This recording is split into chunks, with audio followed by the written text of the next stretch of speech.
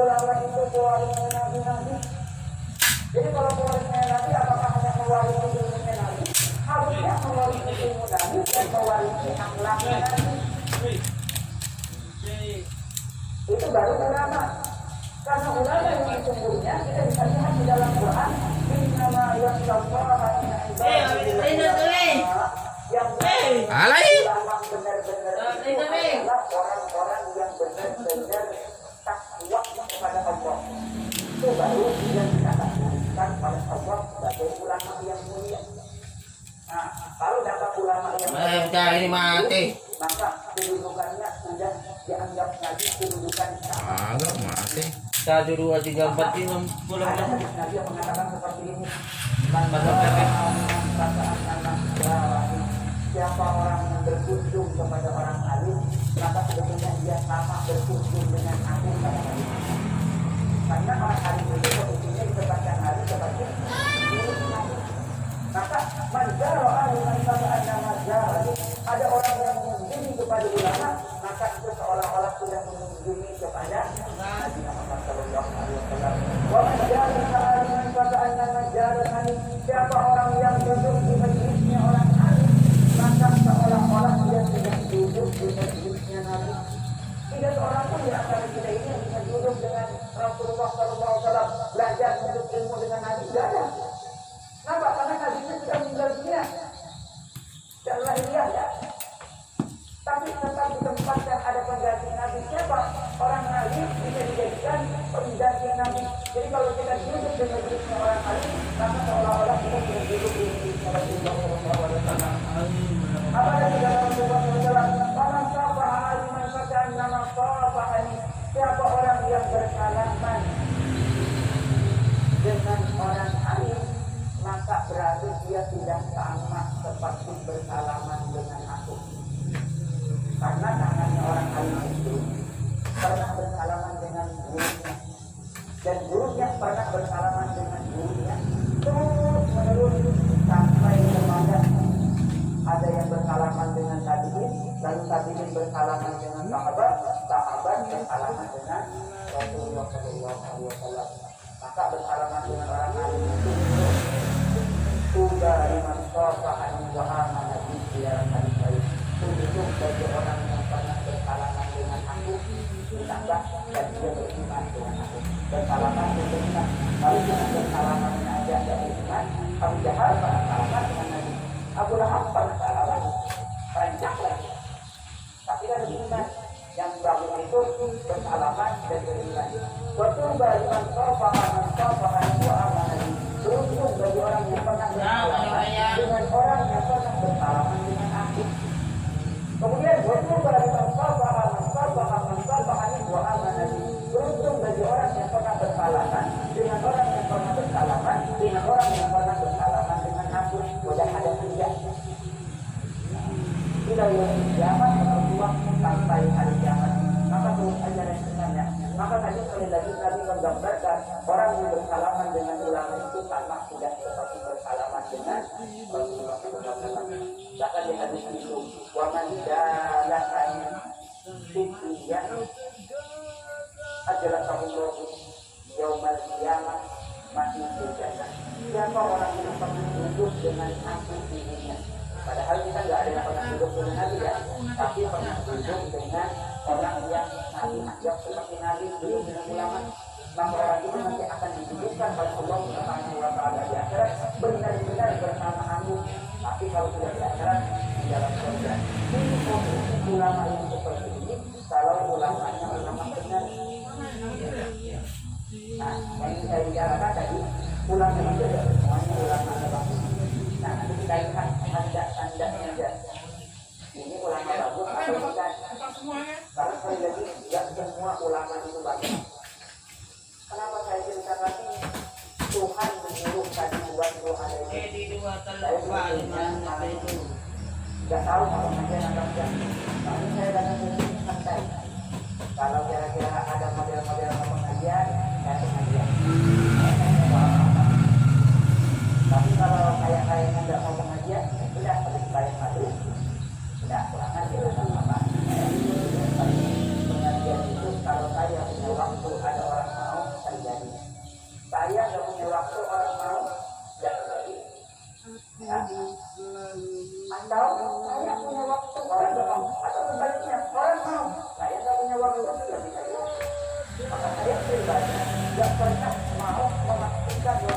Hari ini pasti pengajian. Apalagi bayar berdulu dulu ya. Duitnya lihat pengajian ya. Nggak mau. Repot terus kan. Saya dia harus mana aja dan kontrak apa-apa. Karena saya selalu bilang, saya kalau ada kesempatan, ada orangnya jadi. Kalau saya nggak punya kesempatan, saya punya kesibukan, saya nggak perlu minta izin. Berkali-kali saya bilang, di sini misalnya ada undangan, saya nggak perlu minta izin ya. Saya mau undangan dulu, tidak bisa. Saya nggak perlu minta izin. Apa itu? Kalau ada waktu ya, aku cuma mau untuk apa ini? Jangan sampai kemudian atau undangan itu kan enggak. Ada kontrak, ini ibadah, saya mengajar ibadah, kalian mengajar ibadah, dan ini ibadah. Kalau memang ada kesempatan ini ibadah, kalau tidak ada kesempatan ya tidak apa-apa lah tidak. Kita ulang. Tadi saya bilang, ulama itu ya semuanya baik.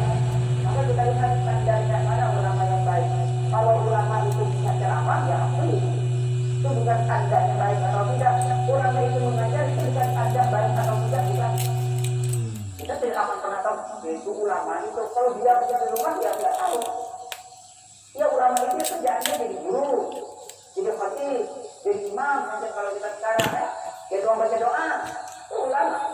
Tapi tidak semua model-model begitu yang mengajar, yang jadi khatib, yang jadi imam, yang doa baca doa sebetulnya semua bukan.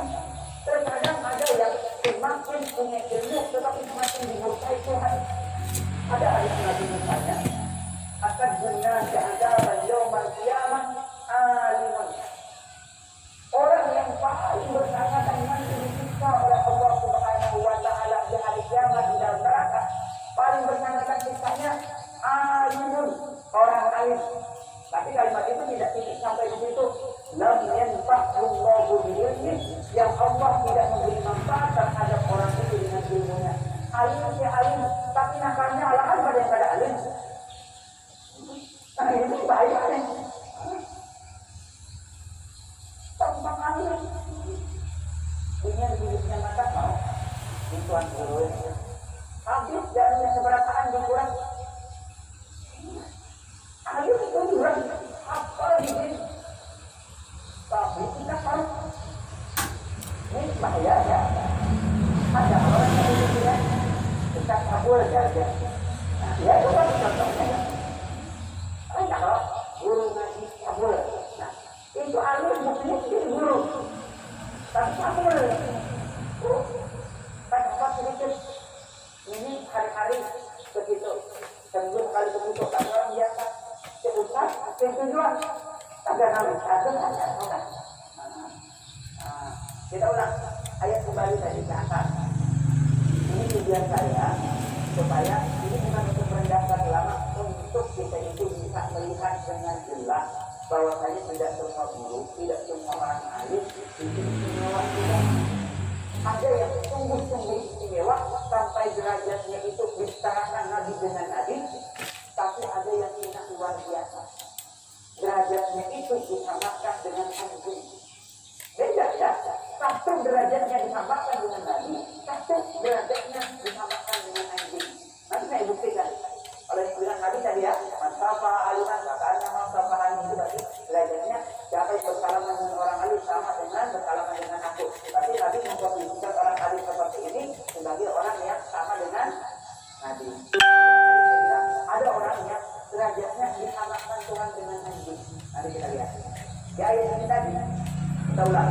Watlu alaihim naba'al ladzi atainahu ayatina. Ceritakan hai Muhammad kepada manusia. Ceritakan tentang seseorang yang telah kami berikan kepada dia ayat-ayat kami. Kami sudah berikan ilmu yang luar biasa banyak kepada orang itu.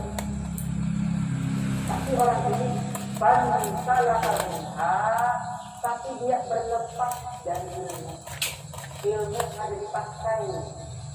Yang kalau kasus tadi, kamulah berzina itu haram.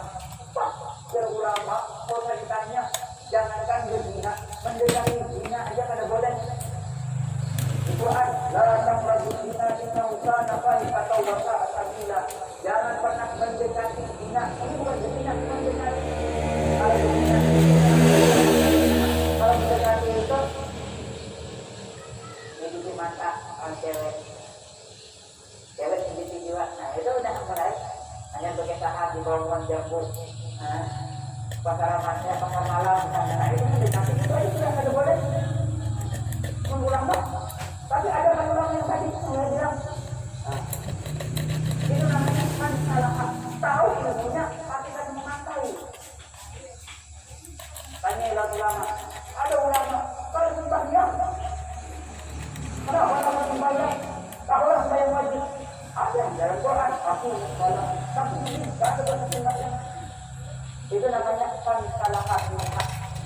lepas dari kok jangan ulama saya memang kan itu aja, ada yang lain itu apa?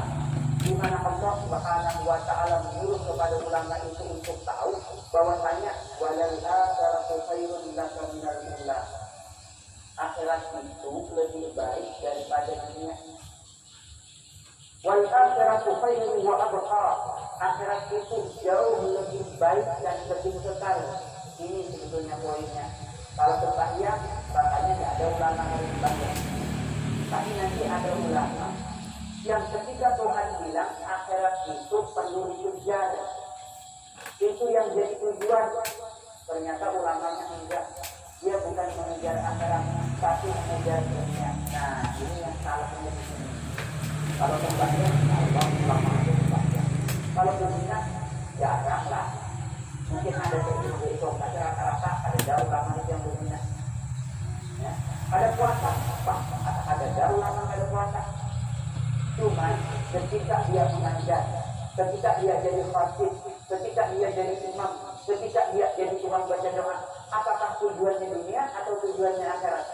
Ketika tujuannya dunia, maka dia sudah terlepas daripada aturan main, aturan Quran. Bukankah Quran mengatakan wa ma kuntu illa liya'budullaha kamu tidak diperintahkan kecuali kepada Allah, ibadah kepada Allah itu mengajar, ibadah kepada Allah itu jadi pasti, ibadah kepada Allah itu kalau ulama ya, ini menjadi ulama ya.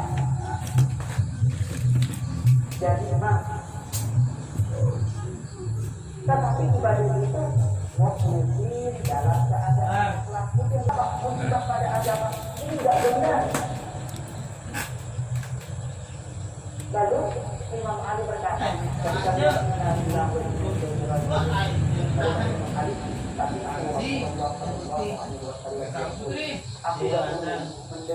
aku mendengar Asa Putri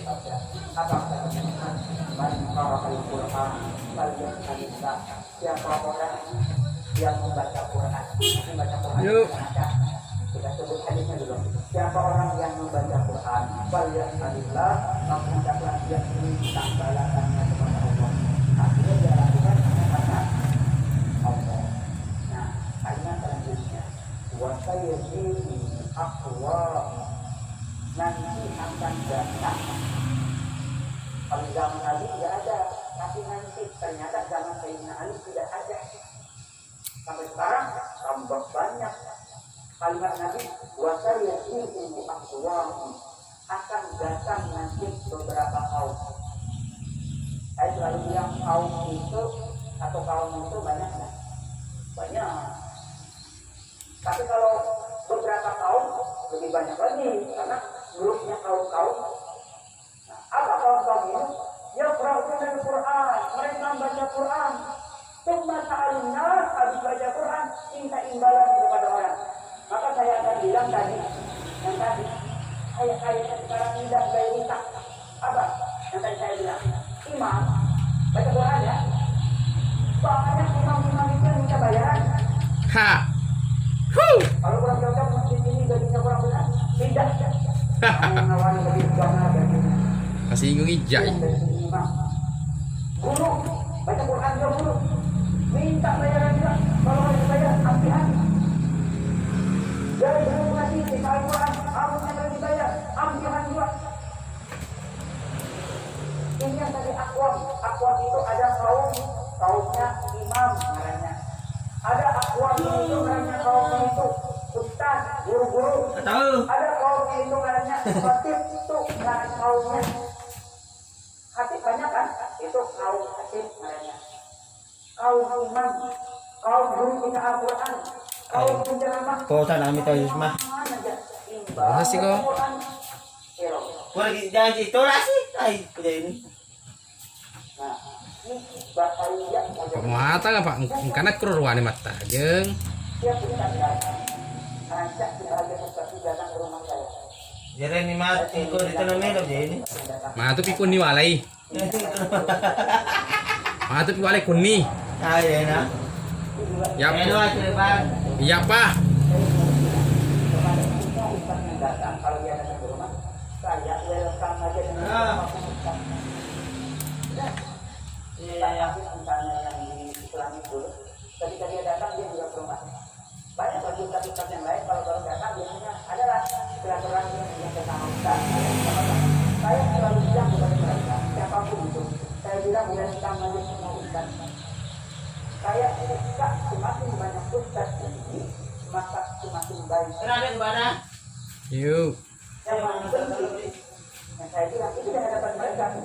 Yang paling penting itu bukan apa yang bisa kita berikan, bukan yang dibutuhkan apa yang bisa kita lakukan.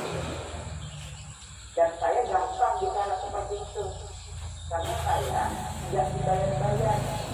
Kalau saya nyontohkan, jadi imam saya dibayar, jadi guru semuanya saya dibayar. Tetap saya bicara seperti itu. Guru orang aja jangan dibayar itu. Bayaran kita potongkan ke orang, awal kan saya tidak bilang saya ikhlas. Urusan ikhlas itu urusan saya dengan Tuhan, saya juga tidak tahu.